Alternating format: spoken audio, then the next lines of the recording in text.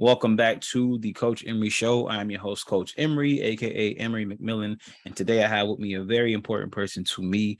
This is Mia Miranda. She just so happens to be my cousin, but she also does dope stuff in real life. All right, she is the owner and founder and CEO of Whole Life Healing Center.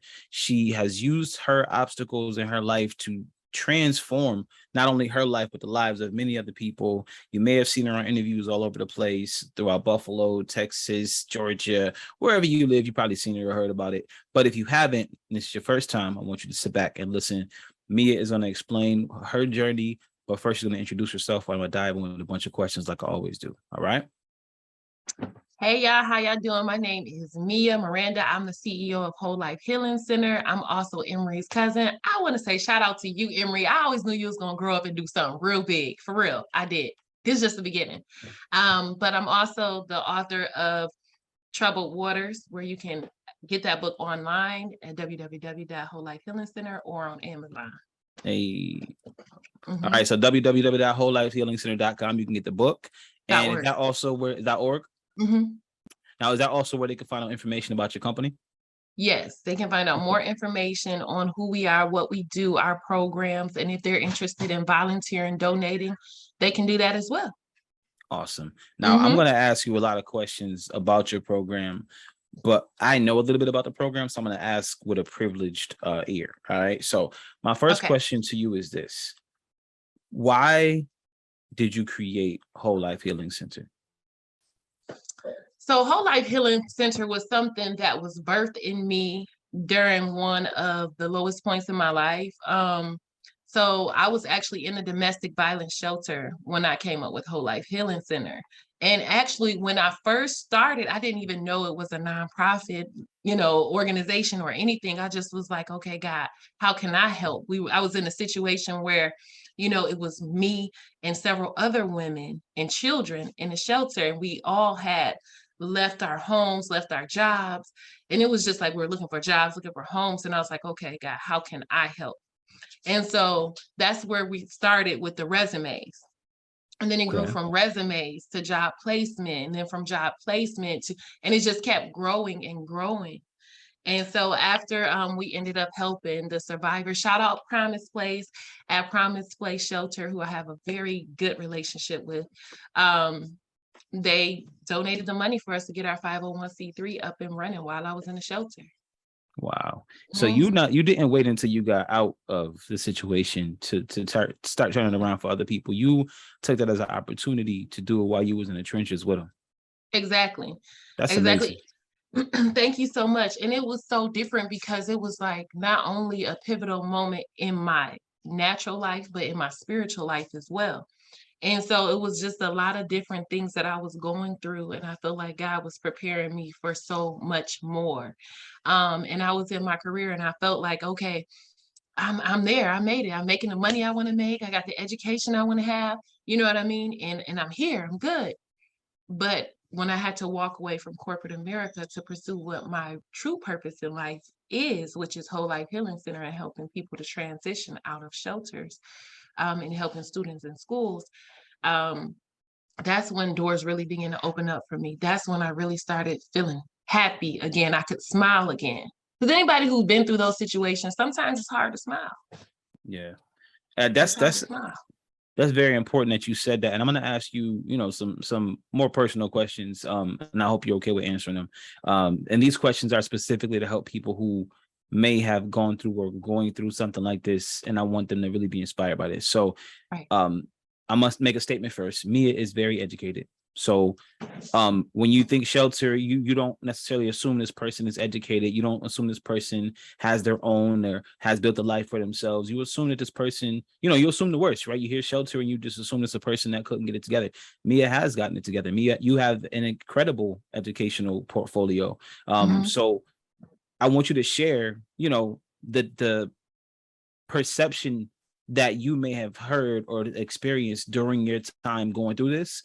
And how you were able to reshape some of those perceptions for people, allowing them to understand, no, I'm fully educated. I was dominating in corporate America. I was just in a horrible situation. And I, unfortunately couldn't find a different, solution at the time. Right. So okay, so let's go back to the beginning. Before I got into the situation, I really wasn't educated on domestic violence and its effect, and you know what I mean? And so for me, when I went into the situation, I looked around and I'm like, wow, it's a lot of us that's educated. It's a lot of us with that's career driven. It's a lot of us with good family background. Good, we come from good stuff. But guess what? There is no specific race, gender, class of people, educational level, that is exempt from domestic violence. So we have doctors, we have lawyers, we have HR professionals, as myself, who are going through domestic violence. You think that it could be a lower class people. Some people think that, but no, it affects almost everybody. And if it don't affect you, you know somebody who was affected by it, pretty sure. But even now, when we're looking for jobs for survivors, a lot of times, people will be like, hey, we're looking for people with education. And I'm on the phone. Now, normally we're on the phone. I'm on the phone like, yeah, they have education, they have work experience, and they have, what do you think they don't have? Right. Why do And you that's why think I asked that question, because I personally know your story, right? And so in that moment, right, you never really understand or fully really process, like, these are just people who just have experienced a bad time. And I wanted you to share that because I want to reframe the concept of needing help, right? I want to reframe how right, people look at people who may be going through a time and need help. It's not always that they didn't have or they couldn't do or they didn't do. Sometimes they did everything they could do and the situation was just what it was. And that's why I asked you that specifically, because I know your background, you're very, like I said, you're very educated. So I wanted you to share that so people can, when they hear throughout this conversation, shelter, needing help, donations, things like that, I want them to stop and maybe, whatever preconceived notions they have of those terms, that's let's big. Yeah. reframe them into, hey, this person was educated, this person was dominating the corporate America, was holding down great jobs, and just went through a tough situation. And this is, this sometimes it ends up like that. So I wanted to start this off with that so that people know, as we're going through this conversation, this is not, somebody who just didn't care. This is somebody who, Exactly. you know what I mean? So sometimes when we hear things like that or see people, we don't know, and the society will make you think that that's what these places are full of. Right. And also, to piggyback off of what you just said, not only that, we have to think about them getting back into homes. Right now, the shelters are overcrowded. Right. Resources are not as plentiful as they were prior to COVID, and so we have a lot of survivors who are struggling with homelessness. And not only that, but we have to remember that when you have domestic violence, your home is unstable many times. And I'm not speaking on something that didn't happen to me. Right. I'm a very transparent person. I don't have anything to hide. I love my testimony. But you get things on your rental history that aren't necessarily your fault. I know a lot of women who have evictions on their rental history because of the holes that were punched in the wall or because of the damage that was done to the home. And it really wasn't her fault. But now she can't get into a home because of the damage that was done to the house. Or he, because it is men who go through domestic violence as well. He Absolutely. or she, let's say that. Absolutely. Absolutely. And I wanted you to touch on that too. That was a topic I was going to bring up in just a second, actually. How many, if you could say, just how many people that you deal with are male, or do you, come across that are male, men dealing with the situation? And did that open your eyes to a new side of this thing that you didn't know? Honestly, it's not a lot of men. I've been doing this a little over a year, and I probably helped 4 men. Not that men don't go through domestic violence, but I don't feel like they're as comfortable reporting it as a woman is. Gotcha. And so we need to truly understand domestic violence and what it is. Domestic violence is not just physical. It's emotional, it's mental, it's spiritual, it's financial. Anytime that somebody can take your car keys and say, you're not going to church today, or anytime somebody can withhold money from you, or verbally abuse you, even if it's through text. That's still verbal abuse. So I think a lot of times people don't have a true understanding of what domestic violence is. And then even when they do have the true understanding, sometimes men are like, I'm tough. I don't cry. I'm not going to go to no shelter. I'm not going to ask for no help. But these women out here keying up these men cars, busting out their windows, Right. emptying out their bank accounts. It's happening on both ends of the stick. Now, when you came across the first male, was that your first experience with someone who a man that you heard of or knew that was willing to say something about it? No, it wasn't. No. Honestly, I So was you in knew high other school. people, but they just didn't report it. Right. I was in high school with a young man who was getting he was getting beat up a little bit. He'd be like, no, I'm all right. I'm all Wow. right. And see, He that's was getting it. interesting that you said that, because it's a lot of people who, you know, don't even really think domestic violence can be on both sides, right? The assumption is it's just men versus women, right? Right. And I think that this conversation may open up some eyes and, you know, maybe help some people identify some things that they may be either experiencing or witnessing to share that. Now, if there is a domestic violence situation going on and they need to report it or they want to report it anonymously, is there a place they can do that? They can call the 1-800 abuse line for domestic violence, and it's the same everywhere. So it's just 1-800 abuse. And so they can dial that number, get assistance.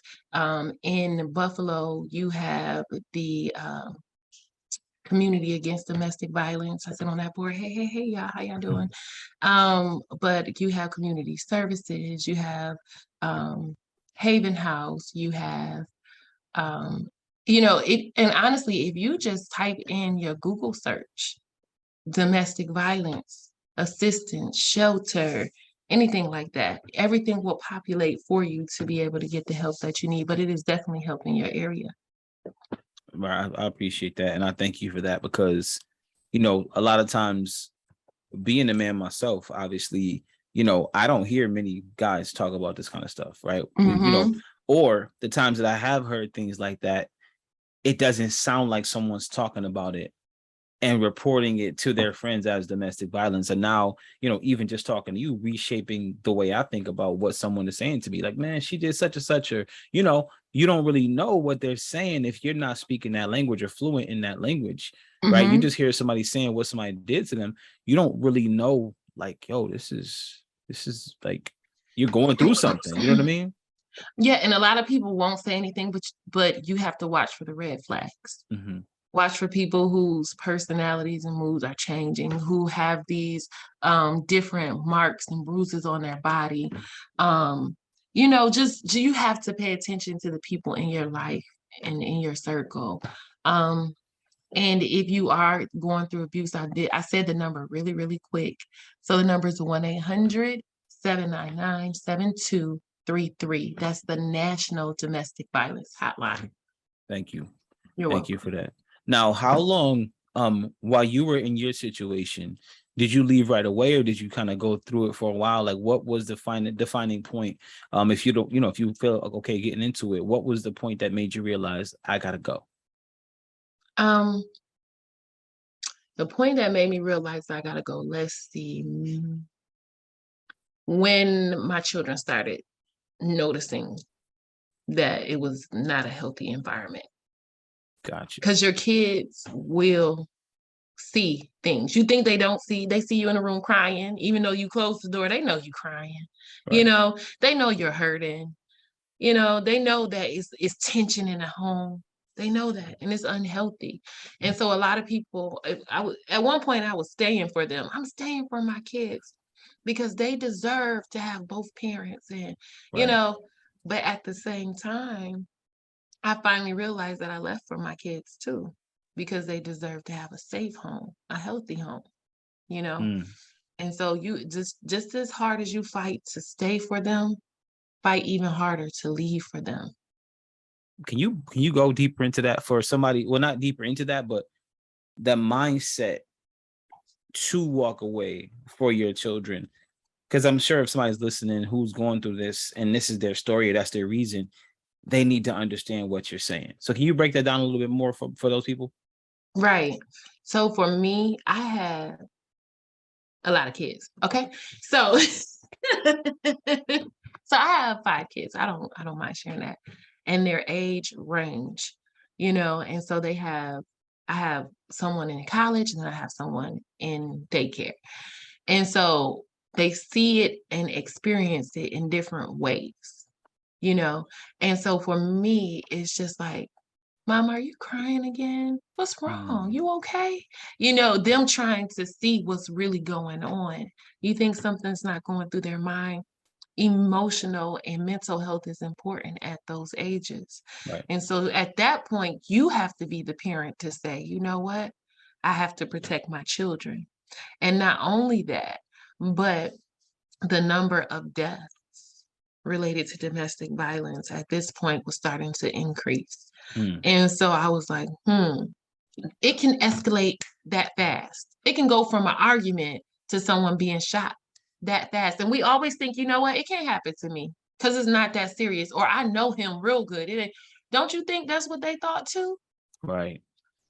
And so I spoke at the vigil for people who lost their lives to domestic violence last year here in Georgia. And if my memory served me correct, it was probably 115 people. That And have it was lost their lives or present? like lost their lives to domestic Uh, violence. Yeah. And so it wasn't just women, it was men. And the youngest one on there, I still have the flyer. I gotta go through my stuff and get it. The youngest victim was 2 months old.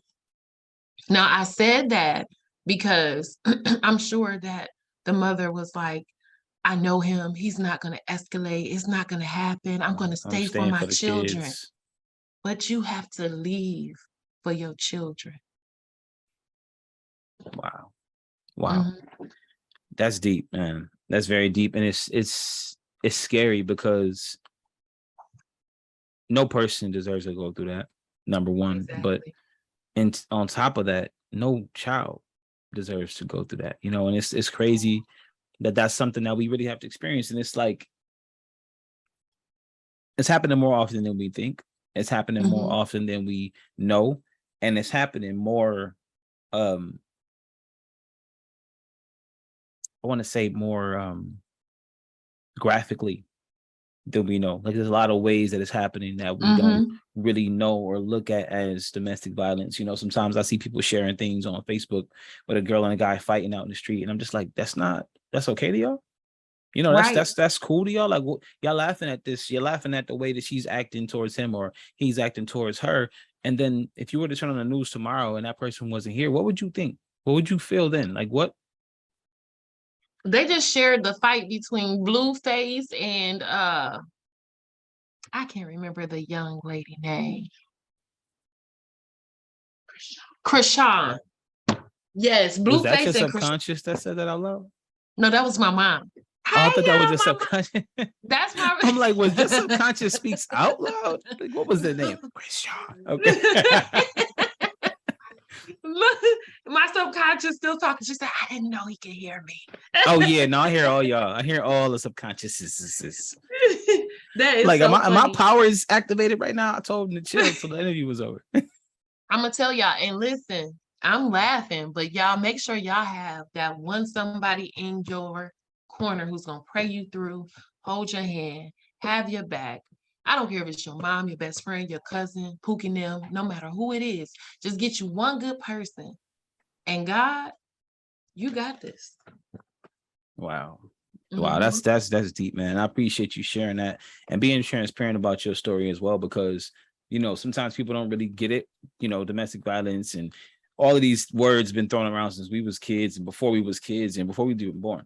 Right. This is not new, but the face of Mm-mm. it is new. Right. The It face of is. it this year is new. The face of it next year is going to be new. The terminology for it is going to be new. Right. The ways that people do it. So it's like, at what point do people take this thing serious? And I think that what you're doing, the business that you built with Whole Life Healing Center, that organization is very powerful because you get to put a voice to the end of it in certain people's lives.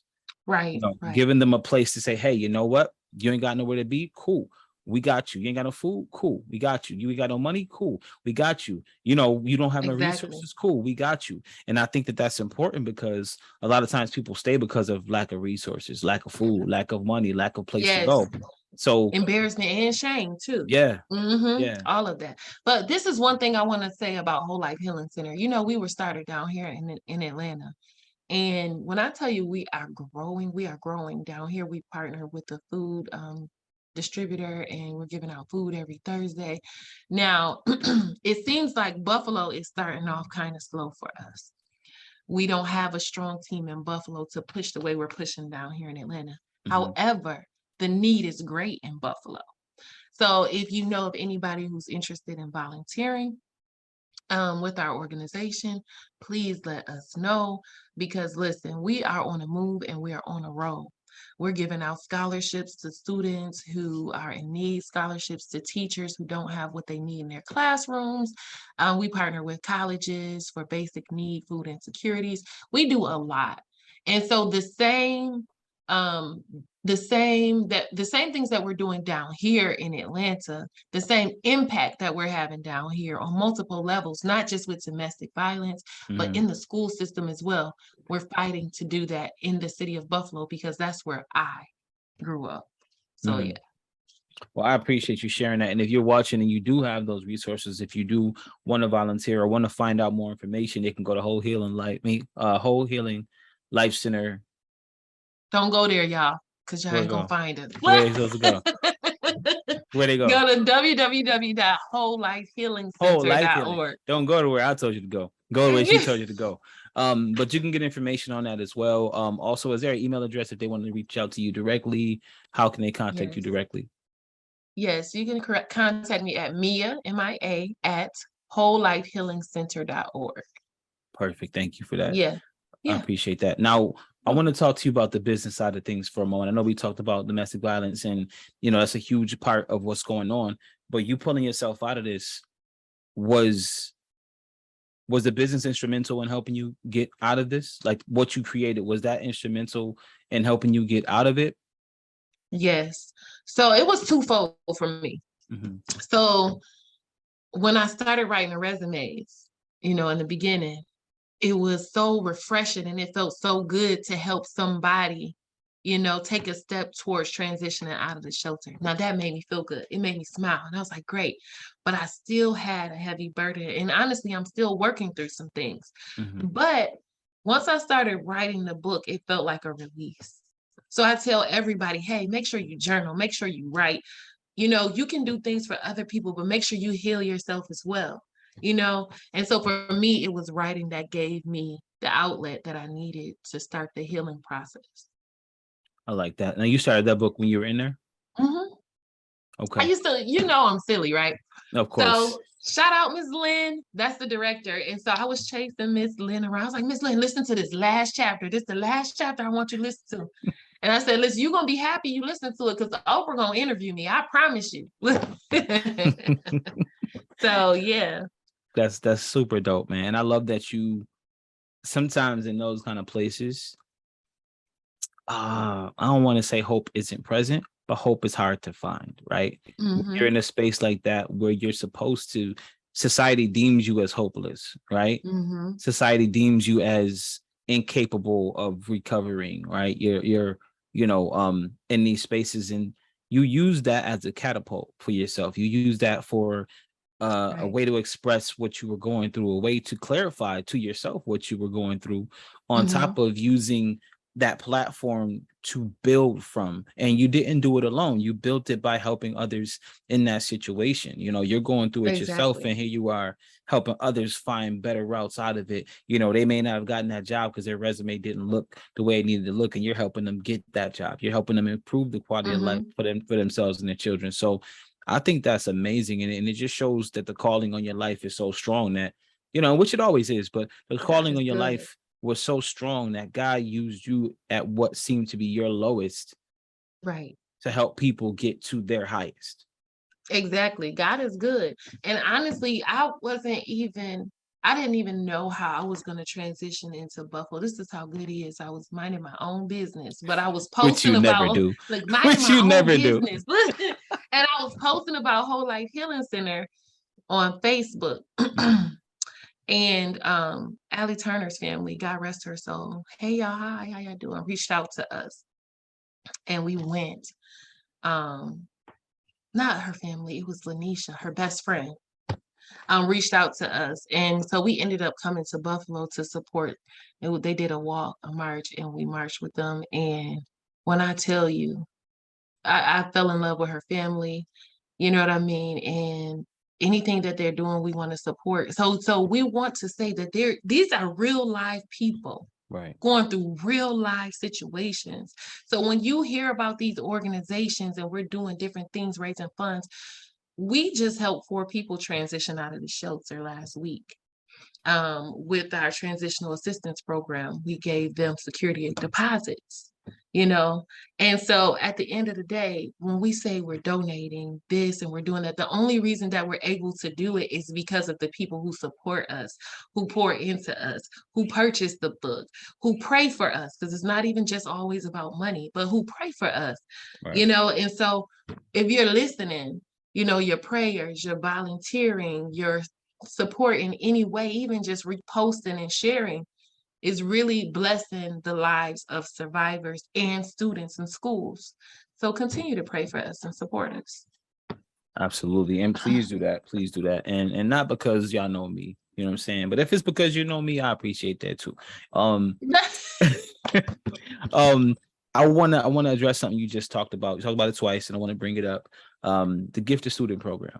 Mm-hmm. Now, I remember when I was down in Georgia and you was like, cousin, I'm like, what's up? You was like, yo, I just started this thing. I got this idea. This is what I'm gonna do. I just left the school and this is what I want to do. And I'm like, all right, cool. And at that point, you know, I'm like, I don't doubt that she's gonna make this happen because look at what she's done already. So you was like, I just left some college down there, right? And I'm like, that's like one of the biggest colleges down there. You just walked in and walked out with a partnership with them like that. And how did you know there was a need for that for college students is my question to you. So well, first, yeah, I was gonna say, tell them what the program is, and then how did you know there was a need for it? You know, I was already ready. I had to make it seem like it was my idea though. Look, I thought it was so cool when we came up with this because Gift a Student, you know, our gas program. It wasn't a program that I set out and I wrote out and I was like, oh, this is going to be a great program. It actually came through a situation. So I was at Dollar General, Dollar Tree, Dollar General. And it was a young man in front of me in line. And I'm talking about trying to pay for his stuff. He had pennies, nickels, quarters, just pulling them out of his pocket. And I had just left the shelter. So I had food stamps. You know, when you go into the shelter, they give you what you need. Mm-hmm. And so I was like, okay. And the Holy Spirit kept telling me, Mia, use that card and pay for his food. But I was nervous, you know, and I was like, well, maybe, you know, he might be ashamed or maybe. Right. And so I told him, I said, hey, if you need some help, I'll pay for your groceries. And he turned around, no lie, Emery, and he's still with us. He's still an ambassador for us at Morehouse. But so he turned around to us and he had tears in his eyes and he was like, you know, I'm not a bum, I'm a Morehouse man. And then he went on to tell me his story about how his parents lost his job during COVID and you know, he'll pay me back and he's in school to be a doctor and he's just telling me his story. Wow. And I was just like, well, is that all you need? You know, and I told him, I said, if you need a little bit more, go get you some more, you know, get what you need. And so we paid for the food, we exchanged numbers, and ever since then, he's been team whole life. Wow. And yep. And so you'll see some of our pictures on our social media sites where we're at different colleges helping people, and a lot of that have to do with him. Wow. Now that, and see, that's another, like, I always knew you were spiritual, right? Mm-hmm. But I didn't know, you know, when we're young, we don't know what we're gonna be, right? We have these ideas of what we're gonna become, and then walking into life right now, you know, sharing stories with you, sharing success stories, sharing things that I've accomplished, that you've accomplished, you know, setting goals, grown goals. It's different, completely different. And what you did was you just gave that young man an opportunity to continue to pursue those goals in that moment. And it wasn't an intention that you wanted to go in there for that reason, but like you said, something said, Mia, do it. and then you did it and you turned it into something that helps more and more people, and I pray that it continues to help more and more people to the point where it becomes something that's even written into the school program. That's what I'm Right. praying for. So Yes. I want that for you because you want that for them. Right. Right. And I Because love how that. many students are going through different situations where they want to be lawyers, they want to be doctors, but they don't have the resources to get through the school Right. process or their educational process, you know. Maybe they don't come from a family with a lot of money, you Right. know, Maybe they but they borrowed their have, max on their financial aid or their student loans. Like, you you know, don't have no more. Your school is more than what you borrow. exactly. And then you have to also think about that we're not just dealing with colleges, we're dealing with elementaries, we're dealing with Mm, middle schools, because we have a lot of students in middle schools and elementary who are struggling just to eat. You know, they want to go to the dance, they want to go to the prom, but they don't have the money to go, you know, and so we write scholarships and things like that. You're that's muted. very, yeah, I realized that. My bad. Um, sometimes there's like an echo after if I don't mute my mic, but I love that you took that opportunity and you saw that as an opportunity to be, standing in the gap for somebody else. Hmm. I know your upbringing was strong in church. I felt like sometimes you never left church, but it was Yeah. Well, we was there all night. We like tarried. how We you wait, church over at 2. How you eating dinner at church? Mia, what you had dinner at we and tarried. breakfast Remember, at I used to church? come from church with all them holes in my stockings because I had shouted the whole time. I, we're not even gonna go there. That's a whole nother episode. We could talk about attire mishaps for a whole episode. And I only have a couple more minutes with you, so I do want to ask you a couple very important questions. Okay. Mhm. So first question is this: for someone who's in this situation that you transitioned out of, what is the Mhm. first piece of advice aside from contacting, the abuse hotline? What is the first piece of advice you would give them right now, where they are? Accept the help. So that's the first issue that I notice people have is I don't want to go to no shelter. I don't want to take my kids in that environment. Let me tell you something. Your life is more important. Your children's life is more important. Getting to safety is more important. And another thing I want to tell you is that the domestic violence shelter I went to was clean. They made sure we ate. I never ran out of Pampers. I was sad when I left. I said, wait a minute, I gotta buy these Pampers. It was a lot. It was a lot to handle. They're gonna make sure you have everything you need. But there is like a barrier, of communication and understanding when it comes to offering this help to people. And so don't be ashamed, get the help, accept the help. I appreciate that. I definitely Mhm, appreciate that. And my last question for you, when we got like a couple more minutes, my last question to you is this, Mia, and this is very important. Well, two mhm. questions, but this is the most important one. If you could be a cartoon character from now or when you were a kid, who would you be and why?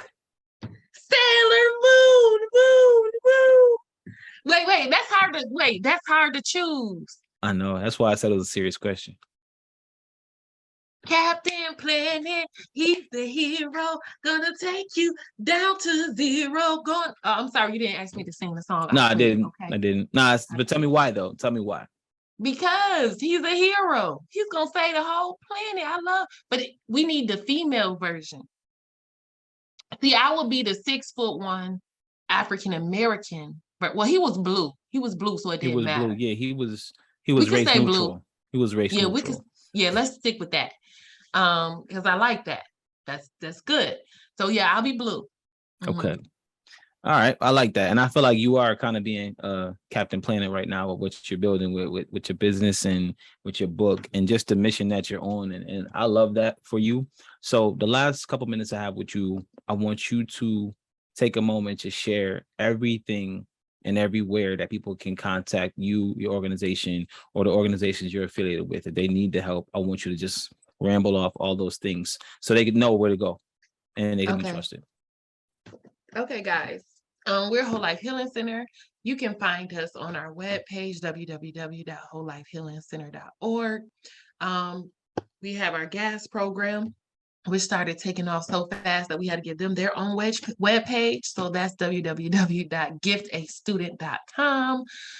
You can find us on social media, Whole Life Healing Center on Instagram and Facebook. Shout out to COAC. That's our partner in gas. Hey, Emily girl.